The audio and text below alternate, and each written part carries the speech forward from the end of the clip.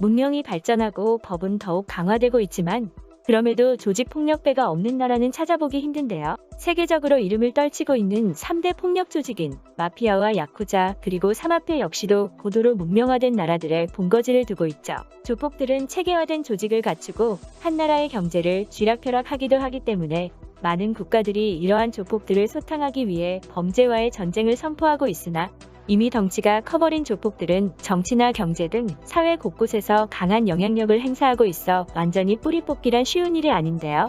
가까운 일본 역시도 최근 범죄와의 전쟁을 선포하고 몇 달 전 대법원에서 최초로 야쿠자 두목에게 사형을 선고하기도 했지만 오히려 보복 예고를 들으며 야쿠자를 컨트롤하지 못한다는 이미지만 남기기도 했죠.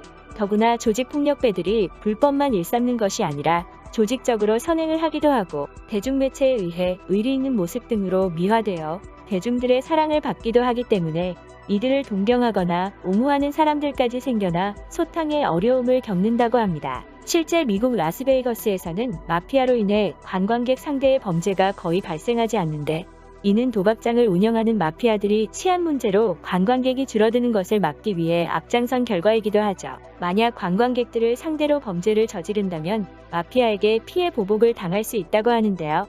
뉴욕에서도 관광객들이 줄고 경기가 악화되었을 당시 경기를 되살리자는 뉴욕 시장의 호소에 뉴욕 조폭들이 관광객 상대로 범죄를 저지르지 말자고 단합하기도 했었습니다. 각종 불법을 일삼으며 조 단위의 수익을 기록할 정도로 막강한 경제력을 갖춘 일본의 야쿠자 역시도 1995년 고베 대지진과 2011년 쓰나미 사태 때 긴급구호를 가장 먼저 지원하기도 했죠.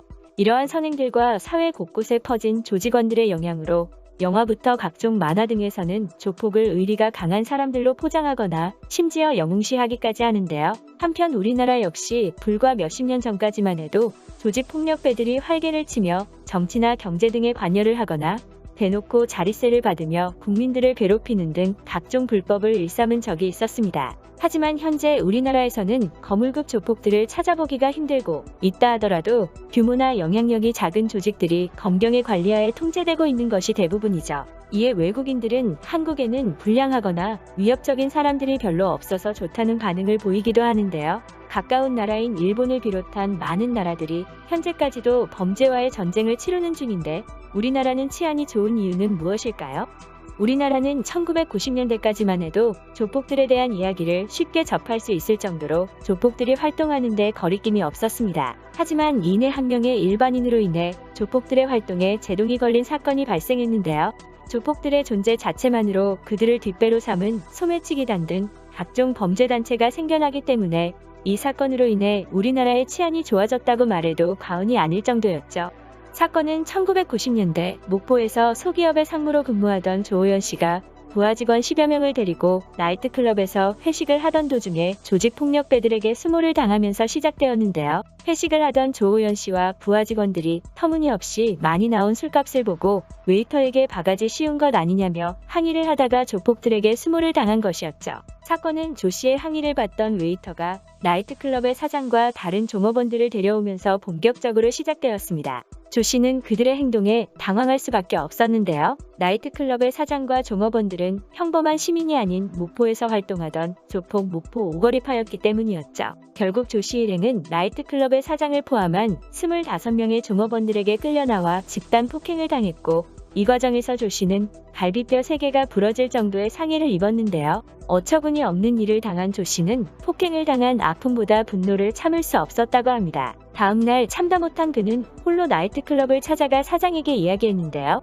부하 직원과 직원의 부인들 앞에서 견디기 힘든 봉변을 당했으니 회사에 직접 와서 사과한다면 모든 일을 덮어두겠다. 하지만 조폭답게 나이트클럽 사장은 또다시 부하들과 함께 조 씨에게 폭행을 가했고 이후 조 씨의 회사로 조직원들을 보내 깽판을 치고 위협과 공갈 협박까지 가했죠. 보통 사람들이었다면 위협과 협박에 못 이겨 없었던 일이라 생각하고 넘어갔겠지만 조 씨는 달랐습니다. 더욱 분노를 느끼고 여전히 사과받기를 포기하지 않았던 그는 결국 1996년 7월 검찰에 고소장을 제출했죠. 자신들이 고소당한 것을 알게 된 폭력배들은 보름 만에 조 씨의 회사로 찾아와 형식적인 사과를 건넸는데요. 사과를 원했던 조 씨가 조폭들에게 사과를 받음으로써 사건이 마무리되는 듯 했지만 그날 밤 조폭들은 사건과 아무런 관계도 없는 조 씨의 동생을 납치하여 고소를 취하하라며 소주병으로 내려치는 등 잔인한 보복을 가했다고 합니다.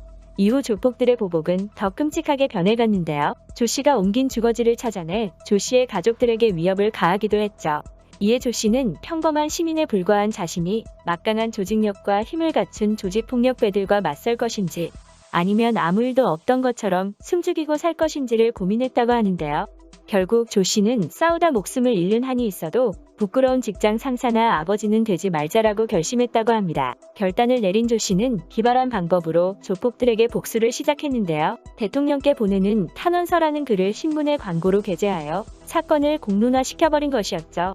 신문에는 조호연 씨의 주민번호와 거주지까지 적혀 있었으며 탄원서 끝부분에는 대한민국은 엄연한 법치국가인 만큼 조직폭력배에 맞서 목숨을 걸고 끝까지 싸울 것이며 만일 폭행을 당해 목숨을 잃는다면 다른 시민들이 이러한 운동을 계속해 주길 바란다고 기재되어 있었습니다. 스마트폰이 없어 많은 사람들이 신문을 통해 소식을 접하던 시절이었던 만큼 사비까지 털어 신문에 탄원서를 작성하게 된 조 씨의 사연은 화제가 되어 빠르게 각종 신문사에 의해 보도되었으며 국민들은 조폭들이 설치고 다니는 암담한 현실에 분노하며 정부의 무능함을 비난했는데요. 마침내 당시 대통령이었던 김영삼 대통령마저도 해당 사건에 대해 알게 되었고 조폭들의 순환이 시작되었습니다. 경로한 대통령은 내무부 장관과 경찰청장 등 고위 인사들을 불러 모아 쓴소리를 하며 이번 사건을 신속히 수사하여 법에 따라 엄중히 처벌하라고 지시하는 동시에 조호연 씨에게는 빠른 쾌유를 빌며 조직폭력배를 발본색원할 수 있도록 조치를 취하겠다는 서신을 보냈는데요.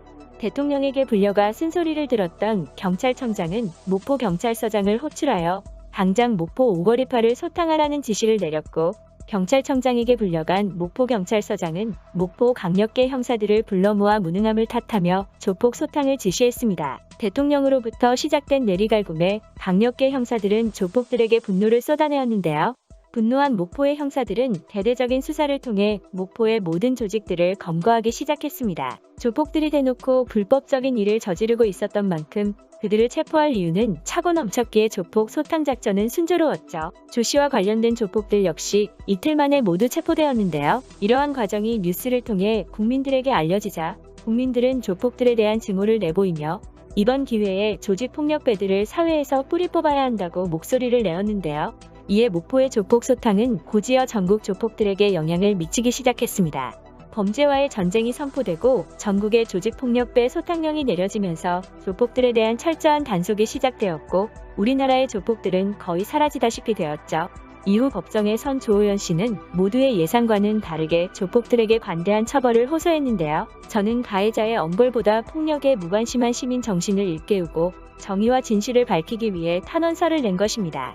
일반인으로서 조폭들의 위협과 협박이 무서워 그냥 넘어갈 수도 있었지만 조 씨는 맞서 싸웠고 결국 전국의 조폭들을 음지로 숨어들게 만들었는데요. 우리나라에는 정의를 지키고 진실을 알리기 위해서 어떤 것에도 굴복하지 않는 용감한 시민들이 있기에 다른 나라들보다 치안이 훌륭한 것이 아닌가 싶습니다. 많은 사람들의 노력으로 우리나라 조폭들은 야쿠자나 삼합회, 마피아, 그리고 카르텔처럼 거물로 성장하지 못하고 찾아보기도 힘들 만큼 음지로 사라졌는데요. 하지만 그 빈자리를 노린 외국인 조직폭력배들이 우리나라로 들어와 조직을 형성하고 각종 범죄를 저질러 문제가 되고 있다고 합니다. 그러면 우리나라가 더욱 안전해지길 바라면서 오늘 이야기는 여기까지 하도록 하겠습니다. 시청해주셔서 감사합니다.